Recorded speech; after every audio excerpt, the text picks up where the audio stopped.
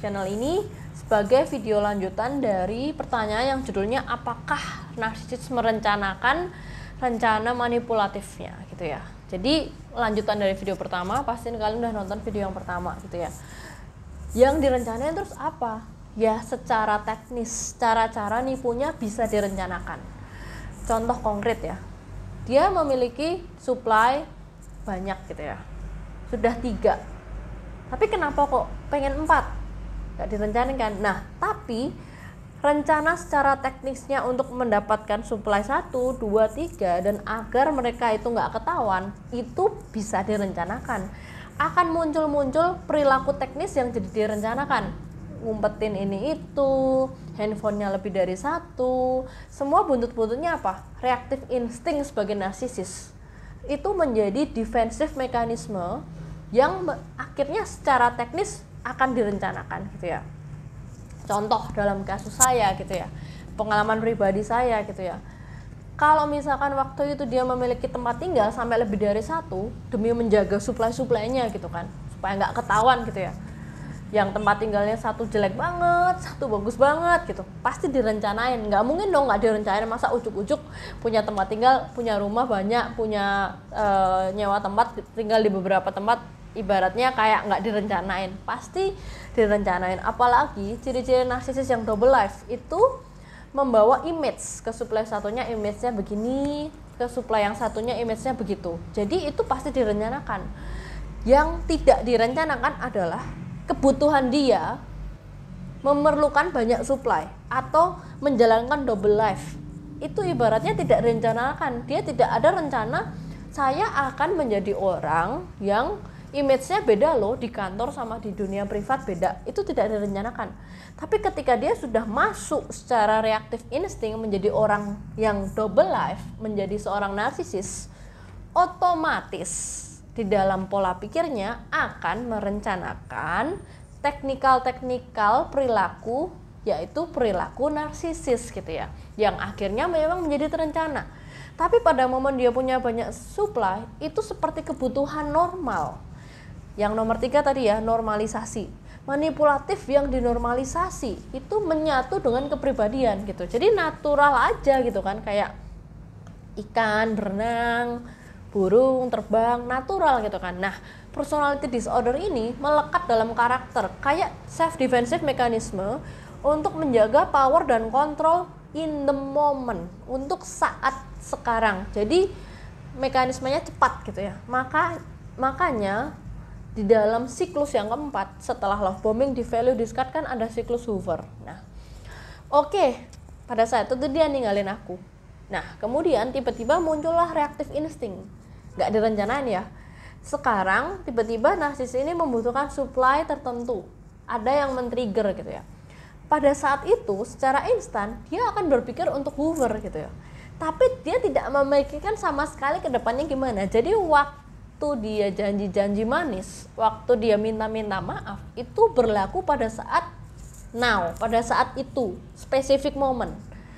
Dan kedepannya gimana nanti, kenapa kok perilaku abusifnya keulang lagi, nah itu dia belum kepikiran sampai situ. Karena reaktif insting pada saat itu harus menaklukkan kembali mantannya, karena muncul ego yang harus dipenuhi, dan itu tidak direncanakan gitu ya. Terus yang direncanakan apa? Yaitu tadi perilaku teknisnya, caranya gimana nih agar mantannya baik lagi sama dia, mancing-mancing lewat sosmed, suruhan temennya, itu pasti direncanain dong. Suruhan temennya, tahu nih jadwal pulang kerjanya, supply-nya, lewat depan rumahnya. Tentu secara teknis itu direncanakan, tapi kebutuhan dia untuk tiba-tiba pada saat itu ke-trigger sesuatu, dia harus ingin kembali lagi menaklukkan mantannya karena lagi lack of feel-nya lagi seret gitu ya, itu tidak direncanakan. Makanya sangat jelas, susah sekali membuat rencana jangka panjang atau rencana yang jelas atau rencana yang konkret dengan seorang narsisis. Hasil sederhananya aja, kayak cuman sekedar merencanakan kencan, makan malam, nonton, liburan, kondangan, bisa jadi ribut. Karena moment by moment, pada saat itu, pada saat diucapkan, pada saat itu saja, Misalkan nih janjian jam 18, dimundurin jadi jam 19, dimundurin lagi jadi jam 20 tanpa ada kabar dan alasan yang jelas, karena memang momentumnya seconds, sesaat, mood pada saat itu, mood pada saat jam 18, mood pada saat jam 19, mood pada saat jam 20 gitu ya. Jadi memang bersifat momentum spesifik. Jadi kalau dibilang narsisis adalah orang yang sangat kalkulatif dan merencanakan dari A sampai Z, tidak. Yang direncanakan adalah secara teknis, tapi secara grande narsisis tidak pernah merencanakan dirinya menjadi narsisis. Dia tidak pernah merencanakan dirinya masuk ke dalam personality disorder ini, tidak merencanakan, oh aku mau jadi orang yang manipulatif, tidak merencanakan. Kemudian ketika dia memiliki kebutuhan, nah terjadilah yang 3 tadi, defensive mekanisme, insting reaktif, dan normalisasi kepribadian. Semoga informasi ini cukup menjawab pertanyaan yang memang harus dipahami dan agak dicerna gitu ya. Semoga cukup menjawab apa yang menjadi kebingungan kita di sini ketika kita menilai apakah narsisis ini merencanakan perilakunya atau enggak, atau kayak ibaratnya sengaja atau enggak gitu ya. Nah, memang ada versi narsisis yang levelnya high gitu ya.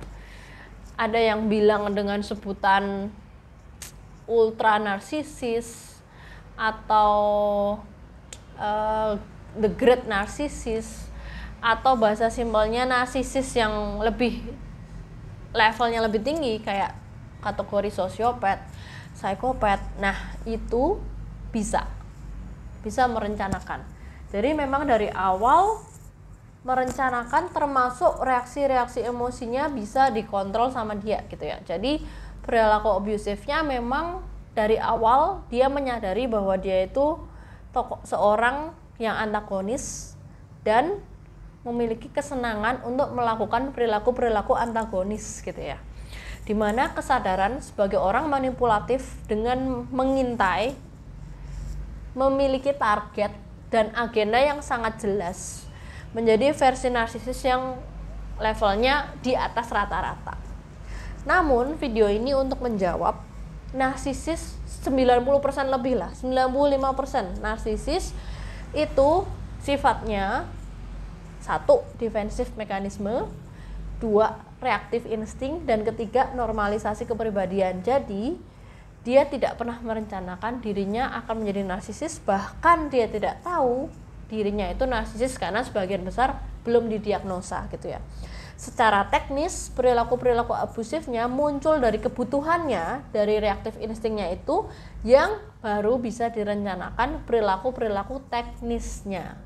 Semoga video ini cukup menjawab pertanyaan ini, dan kalau misalkan video ini bermanfaat, jangan lupa subscribe, like, comment, share, dan jangan lupa mampir ke sini. Sampai jumpa di video selanjutnya.